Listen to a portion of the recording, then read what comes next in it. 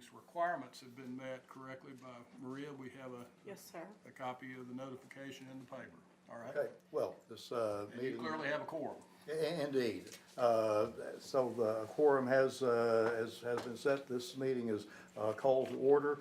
I do note on the last, next to last page of the agenda, a letter from Hicks Armor, and kind of lays it out as to what is involved here, and like to enter this into the minutes of the meeting.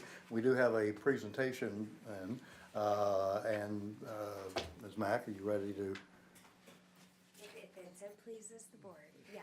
And just for the recognition of the board on here back and forth, one reason that we did all this is because there's going to be another presentation this afternoon in front of the CDRC as well.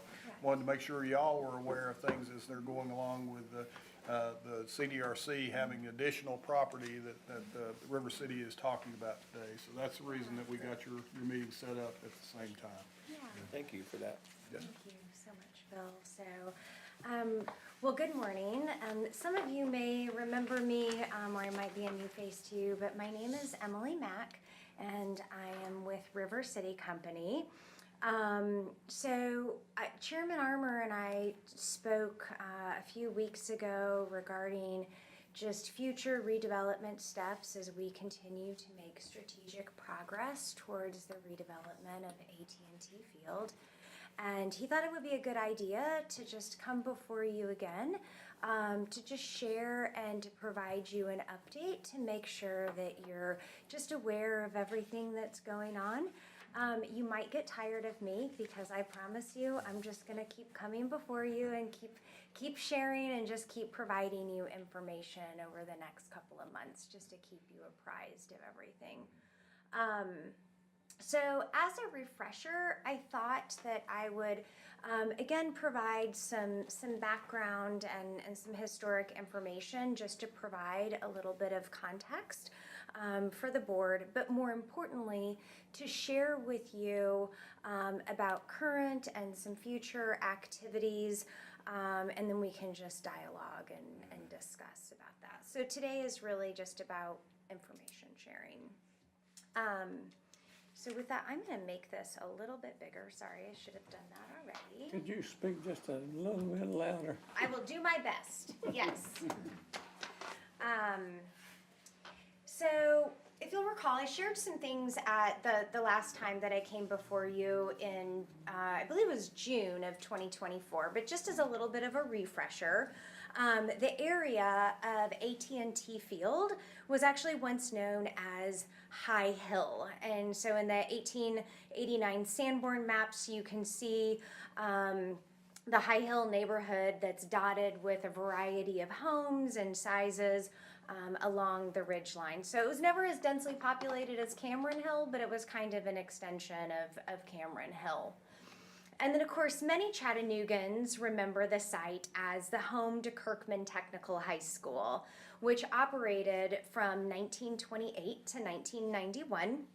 The school was located at the base of the hill, and you can see that illustrated here in this photo.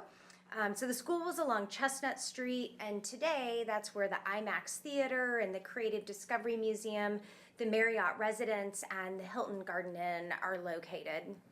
The football field, of course, was actually located on top of the hill, and the school's mascot was the Golden Hawks, and that is why the hill is often referred to as Hawk Hill, or you'll sometimes hear it referred to as Kirkman Hill. In 1991, Kirkman closed its doors, and the city of Chattanooga retained ownership. The campus sat empty for roughly 3 years until early 1994, when River City Company purchased the site from the city of Chattanooga for $2.5 million, which in 1994 money, that was actually a lot of money back then. After the acquisition of the site, River City Company then performed environmental remediation and demolition to help facilitate future redevelopment. That year that River City Company purchased the Kirkman campus in 1994 was also the same year that Frank Burke purchased the Chattanooga Lookouts baseball team. And so at that time, the Chattanooga Lookouts, they played baseball at Ingle Stadium from its opening in 1930 until the day that it closed in September of 1999.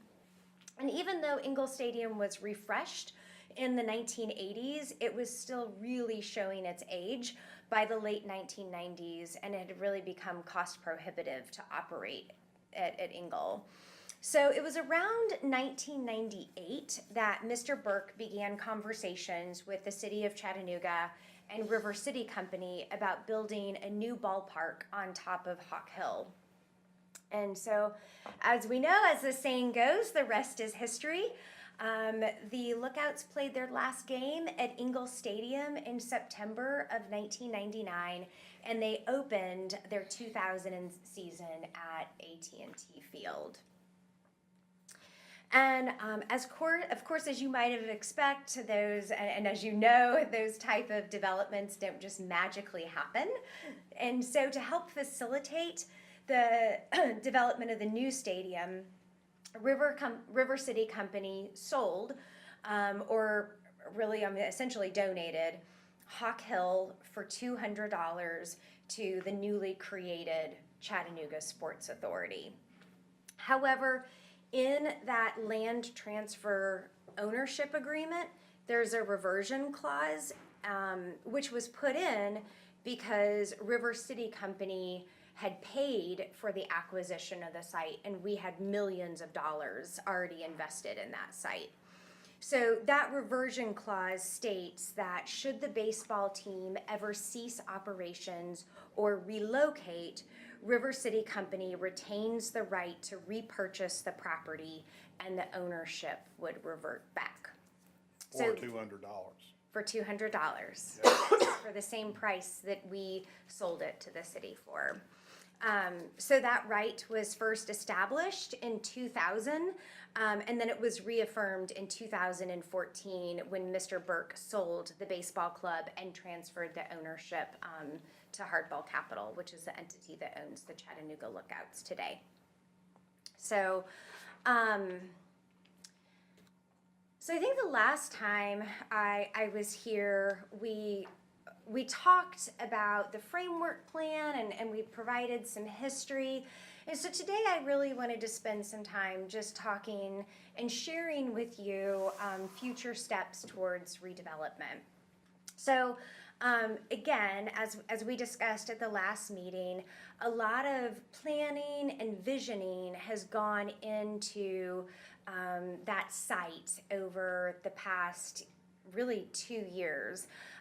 In March of 2023, we kicked off the Hawk Hill Vision Plan, and we first started by engaging and really listening to our Chattanooga community about what they would want to see if the site were to be redeveloped. That planning process concluded in 2024, and then we really began preparing and starting to organize and take those strategic steps towards future redevelopment. In the summer of 2024, so about 6 months ago, the River City Company Board of Directors created a real estate committee to specifically focus on downtown real estate, but really this particular redevelopment. So that real estate committee, which is comprised of River City Company board members and external real estate, economic development, and finance individuals, they meet on a monthly basis.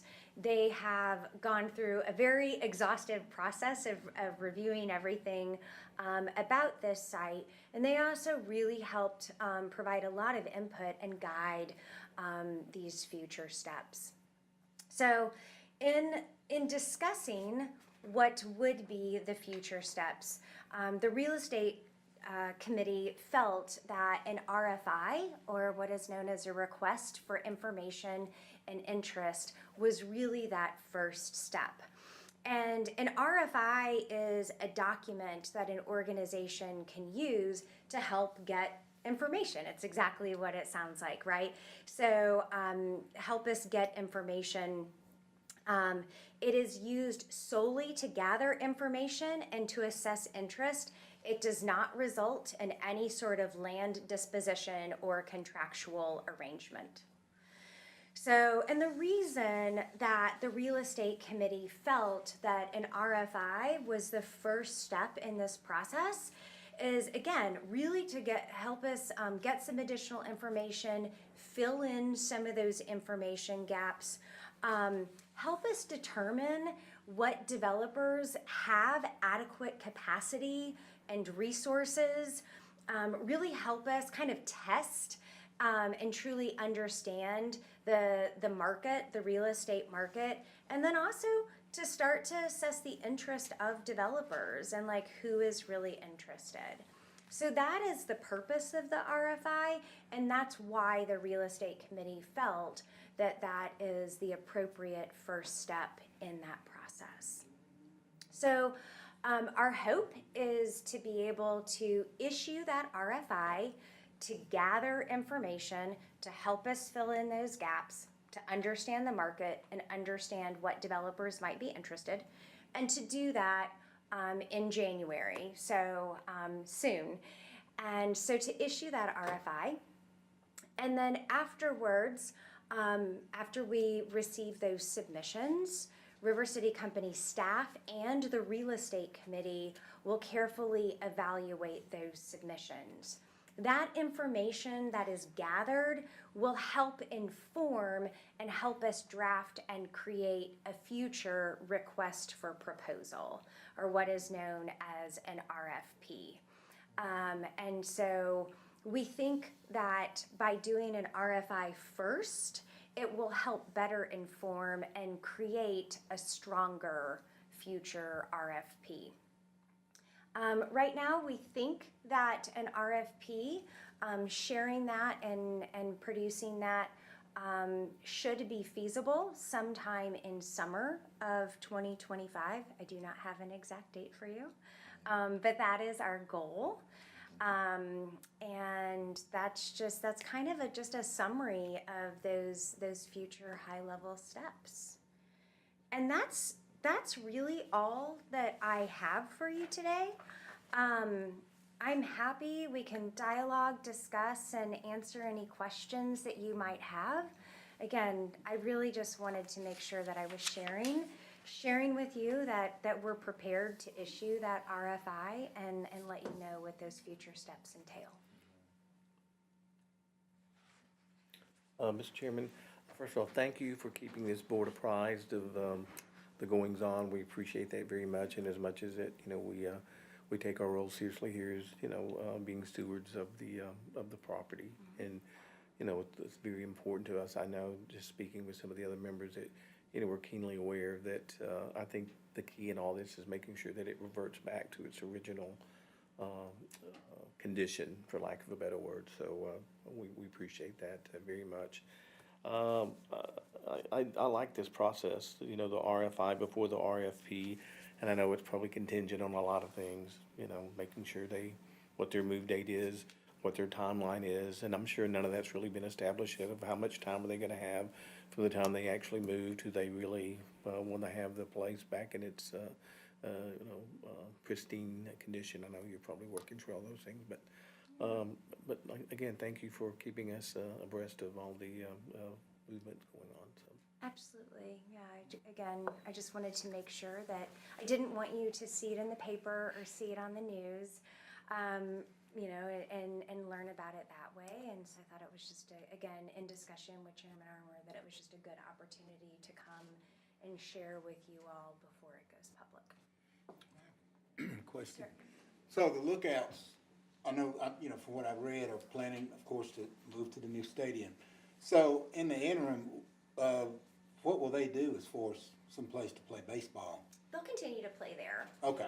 So they will open their 2025 season in April Okay. of 2025, right there. There until, Yep. till that's finished. All Okay. of that just continues to operate just as normal. Okay. And that may be one of the issues that this board will have to consider as they're going forward, because there may be extensions or not of their operations at that location. So that's one of the things that's on there. And then River City's involvement here is not necessarily a reverter, it's a right to repurchase under the agreement that they have. So they have to exercise that right at a certain time. So that's gonna be some of the questioning about timing as it goes on here.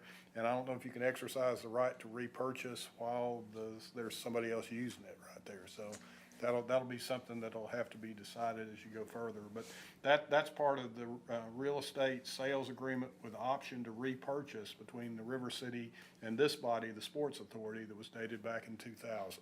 So we'll try to get you through that process the best that we can. Yes.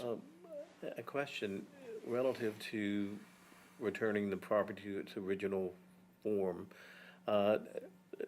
Does that call for any negotiations, or is that just, that is part of the deal that, you know, once they move everything, once they've started, then their next step is when they're out, they get it back? We're starting those conversations. I think it's just too early to know. You know, I think now that the new stadium is under construction and that is well underway, and I'm really grateful. I see Jermaine here, and so we're beginning some of those high-level conversations and starting that dialogue and discussion about what that looks like. And the nice thing is we have a little bit of time, right? Yeah, indeed. So, Okay. Okay, thank you. And y'all will be involved in that process as well, because y'all are the current owners of the property until there is a, I guess, right to repurchase exercised. Okay. Excuse me. On that right to repurchase, is that gonna come after the demolition or when they move? It's gonna be a moving process. Okay, so in other words, as things move into the new stadium and the deconstruction of this one, that's how we're gonna work toward returning to River City. We're gonna figure all that out. And so, again, now that the new stadium is in process and it's under construction, it provides the capacity for us to begin that dialogue and to work out those logistical details. And that is what will unfold over the next year and a half. Do y'all have any plans for the stadium after they move to the new stadium? For this site, that's with the Hawk Hill. That's with the Hawk Hill framework plan. That's why we went through that planning process in 2023 and wrapped that up into 2024. That helps set the vision for that site. And what's envisioned for that site is a new, vibrant, bustling, mixed-use neighborhood. Apartments, huh? Actually, the framework plan calls for a wide variety of housing at different scales and different price points. So some apartments, condos, townhomes. There's food and beverage options. The framework plan indicates that there could be anywhere from 3 to 5 food and beverage options. So you can go grab lunch,